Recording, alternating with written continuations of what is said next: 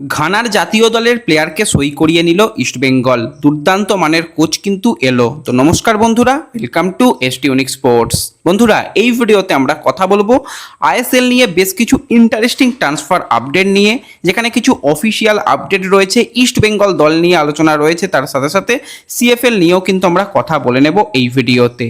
তাই পুরো ভিডিওটা দেখো, ভালো লাগলে অবশ্যই একটা করে লাইক করে দিও। আর যারা চ্যানেলে প্রথমবারের জন্য এসেছো, মনে করে চ্যানেলটাকে সাবস্ক্রাইব আর ফলো করে নিও, তাহলে প্রিয় দলের খেলার সমস্ত আপডেট তোমরা এখানে পেয়ে যাবে। তো চলো আর দেরি না করে ভিডিও শুরু করা যাক।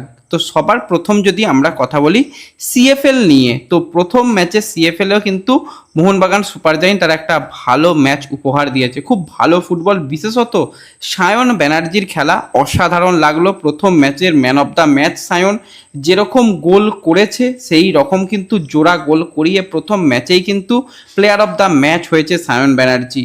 এবং সায়ন ব্যানার্জির এত সুন্দর আজকে পারফরমেন্স পুরো ম্যাচ জুড়ে, এবং টোটাল কিন্তু মোহনবাগান 4টি গোল করেছে, একটুও গোল হজম করেনি। এবং মোহনবাগানের গোলকিপার আজকে বেশ ভালো সেভ দিয়েছে, এবং তার সাথে সাথে আজকে সুহেল ভাট গোল পেয়েছে, সায়ন গোল পেয়েছে, কিয়ান নাসিরি গোল পেয়েছে। তো ওভারঅল কিন্তু একটা ভালো ম্যাচ গেছে। অনেকেই স্কোর লাইন প্রেডিকশান করেছিলে, কিন্তু এই যে রেজাল্ট সেটা কোল্লাইন প্রেডিকশনের সাথে মেলেনি। তো আশা করছি পরবর্তীতে মিলবে। তো এরপর যদি আমরা সরাসরি চলে আসি ইস্ট বেঙ্গলের দিকে, তো ইস্ট বেঙ্গল কিন্তু এবার আইএসএল এর প্রস্তুতিতে নেমে পড়লো। তোমাদের যেরকমটা জানিয়েছিলাম যে 13 তারিখ থেকেই কিন্তু অনুশীলনে নেমে পড়ছে ইস্ট বেঙ্গল, সেই মতোই কিন্তু আজকে বিনো জর্জের তত্ত্বাবধানে ইস্ট বেঙ্গল তারা নেমে পড়লো অনুশীলনে। আজকে অনুশীলনটা খুবই সাধারণ অনুশীলন হয়েছে, কারণ খুব বেশি সেখানে প্লেয়ার আসেনি। টোটাল প্লেয়ার যারা ছিল 18 জন মতন প্লেয়ার ছিল, তাদের নিয়েই কিন্তু প্রস্তুতি হয়েছে। সেখানে যদি আমরা কথা বলি কোন প্লেয়াররা আজকে ছিল, তো প্রথম দিনের অনুশীলনে গোলকিপারে পূর্বালা চাম্পার নতুন সাইনিং, তার সাথে প্রপসুকান সিং গিল উপস্থিত ছিল। এছাড়া যদি ডিফেন্ডারদের মধ্যে কথা বলি, সেখানে অবশ্যই উপস্থিত ছিল সন্দীপ মান্ডি নতুন সাইনিং, জয় গুপ্তা ছিল, বরিশ ছিল, হার্দিক ভাট ছিল, এবং আনোয়ার আলী রায়নাও কিন্তু আজকে উপস্থিত ছিল, এবং গৌরব সাউ সেও কিন্তু আজকে উপস্থিত ছিল অনুশীলনে। এছাড়া যদি আমরা অন্যান্য প্লেয়ারদের মধ্যে কথা বলি, সেখানে জিকসান ছিল, রামসাঙ্গা ছিল, এডমন্ড, পিভি ভিষ্ণু, জেসিন টিকে, ডেভিড, এডমন্ড এবং তার সাথে রামসাঙ্গা তারাও কিন্তু উপস্থিত ছিল। টোটাল 18 জন তারা উপস্থিত ছিল। এখনও রোহিত কুমার এবং রোহিত দানু, যাদের নাম অফিসিয়াল ঘোষণা হয়ে গেছে, তারা এখনও প্র্যাকটিসে জয়েন করেনি। 2-1 দিনের মধ্যেও তারা প্র্যাকটিসে জয়েন করে যাবে। তো আজকে প্র্যাকটিসে সেরকম খুব বেশি কিছু বলার নেই, তার মধ্যে যেটুকু বলবো, প্রচণ্ড পরিমাণে আজকে প্র্যাকটিসে প্লেয়ারদের দৌড় করানো হয়েছে। আমরা জানি যে হাবাস কীরকম ফুটবল খেলায়, সেখানে প্লেয়ারদের ফিটনেসটা সবার আগে হাবাস দেখে। প্রত্যেকটা প্লেয়ারকে এই কম সময়ের মধ্যে ফিট করে তোলাটা সবথেকে গুরুত্বপূর্ণ কাজ, এবং প্লেয়াররা অলরেডি প্র্যাকটিসের মধ্যে ছিল। কোচ প্রত্যেক জনের মতন প্র্যাকটিস শিডিউল দিয়েছিল, সেই রকম সবাই করেছে। দেখে আজকে সবাইকে ফিট মনে হলো। একটু গিলকে দেখে মনে হলো গিল ভাই একটু মোটা হয়ে গেছে, তো সেটাও কয়েকদিনের মধ্যে ঝরে যাবে। লাছাম্পাকে দেখে তো আজকে দারুণ লাগলো, একদম সুন্দর সে কিন্তু প্র্যাকটিস করেছে। এছাড়া যদি আমরা কথা বলি, আনোয়ার আলী বেশ কিছুক্ষণ কিন্তু রিহ্যাব করে, তারপর সেও দৌড়ায়। তো প্রত্যেকজন প্লেয়ার কিন্তু ঘন্টাখানেক অনুশীলনে মোটামুটি আধ ঘন্টা মতন তাদের দৌড় করানো হয়। তো যেটা একটা ভালো ব্যাপার যে হ্যাঁ, প্রত্যেকটা প্লেয়ার ফিটনেসকে ফিরিয়ে আনার চেষ্টা করছে, এবং প্রথম ম্যাচই ডার্বি ম্যাচ, তার প্রস্তুতিতে নেমে পড়লো, সেটা বলাই যায়। আরও প্লেয়াররা কিন্তু আস্তে আস্তে আসতে চলেছে। এবং তোমাদের কিছুদিন আগেই জানিয়েছিলাম যে ইস্ট বেঙ্গল কিন্তু বাঙালি গোলকিপার কোচকে নিযুক্ত করতে চলেছে।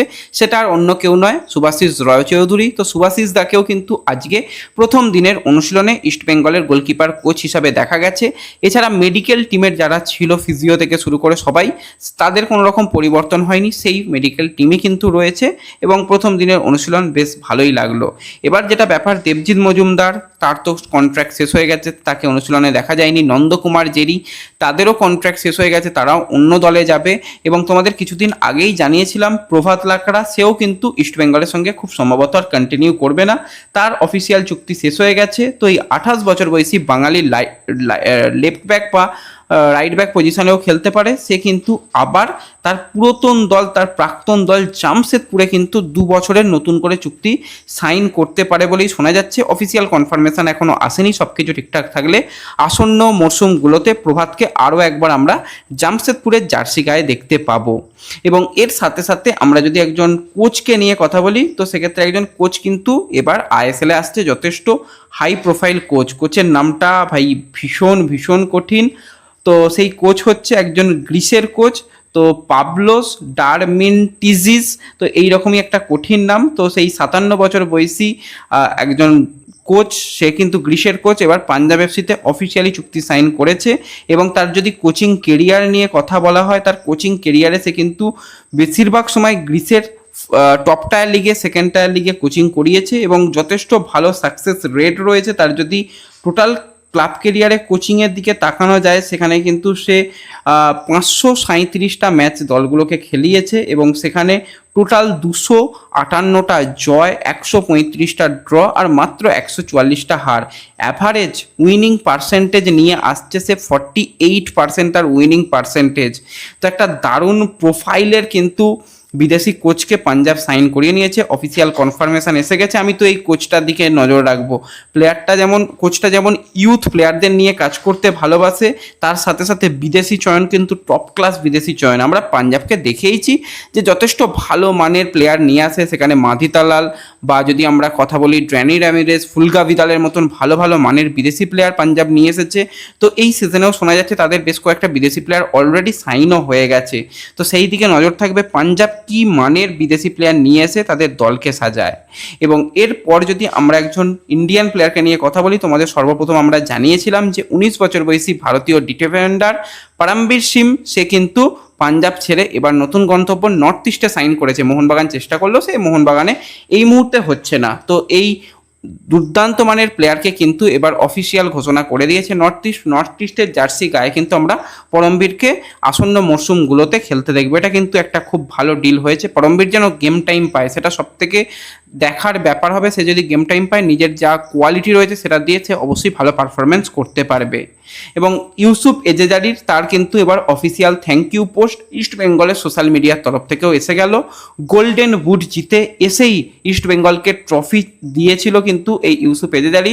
তার কিন্তু এখানেই যাত্রা শেষ হলো। এবার সে তার নতুন গন্তব্য সেটাও সে সিলেক্ট করে নিয়েছে। ইউএইর সেকেন্ড ডিভিশনের ক্লাব, সেখানে কিন্তু সে চুক্তি কমপ্লিট করে ফেলেছে। তো ইউসুফের জন্য অনেক অনেক শুভেচ্ছা রইল। এবং সবথেকে ভালো ব্যাপার, ইউসুফকে নেবার ব্যাপারে বেঙ্গালুরু এফসি এমনকি চেন্নাইন এফসিও ইন্টারেস্ট শো করেছিল। তো ইস্ট বেঙ্গলে সে যে ভালোবাসা পেয়েছে, সেটা আর অন্য কোনো দলে সে খেলতে চায় না। সে ইন্ডিয়াতে খেলে ইস্ট বেঙ্গলেই খেলতে চেয়েছিল।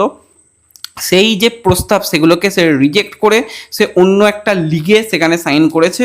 তো ইউসুফের জন্য সত্যি খুব ভালো লাগছে। এরকম একজন প্লেয়ার ইস্টবেঙ্গলে অল্প টাইমে সাকসেস এনে দিয়েছে। রাখতে পারতো 6 ফরেন প্লেয়ার বা 7 ফরেন প্লেয়ার হিসেবে রাখলেও খারাপ হতো না। যাই হোক, নতুন কোচ, নতুন সিস্টেম, সেখানে মানানসই নয় বলেই তাকে ছাড়া হয়েছে। তার জন্য অনেক অনেক শুভকামনা রইল আমাদের তরফ থেকে। এছাড়া যদি আমরা একজন ইস্টবেঙ্গল মহিলা দলের কথা বলি, তারা কিন্তু তোমাদের যেরকম জানিয়েছিলাম যে 2 বিদেশিকে সাইন করিয়েছে, তার মধ্যে একজনের অফিসিয়াল কনফার্মেশন এসে গেছে।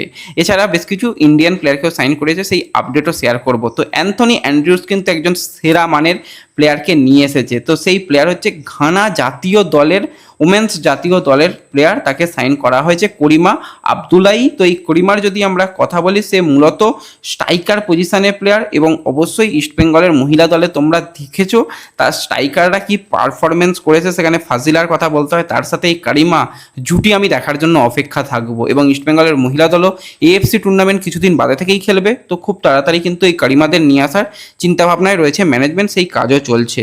এবং হাবাস কবে আসছে সেই নিয়ে সকলের প্রশ্ন। দেখো, এখনও পর্যন্ত ভিসার জটিলতা কাটেনি। ইস্টবেঙ্গলের তরফ থেকে সমস্ত কিছু করা হয়ে গেছে। এমনকি যেই মুহূর্তে ভিসা পাওয়া যাবে, সেই দিন তখনই কিন্তু টিকিটও কনফার্ম করে ফেলা হবে। প্রতিদিনই মানে এখন টিকিটের জন্য অপেক্ষা করা হচ্ছে এবং ভিসার দিকে তাকিয়ে থাকা হচ্ছে। ভিসা পেয়ে গেলে তারা চলে আসতে পারে। তো মানে 2-1 দিনের মধ্যে হয়তো ভিসা সংক্রান্ত সমস্যা মিটে গেলে ইস্টবেঙ্গলের কোচ, সেক্ষেত্রে হাবাস সহ আরও কোচের সাথে 2 থেকে 3 বিদেশি প্লেয়ার আসতে চলেছে বলেই খবরাখবর রয়েছে। তো এই ভিডিওতে এই আপডেটগুলোই দেওয়ার ছিল। ভালো লাগলে অবশ্যই লাইক শেয়ার করে দিও। চ্যানেলে প্রথমবারের জন্য এলে সাবস্ক্রাইব আর ফলো করে নিও। দেখা হবে পরবর্তী ভিডিওতে। ধন্যবাদ।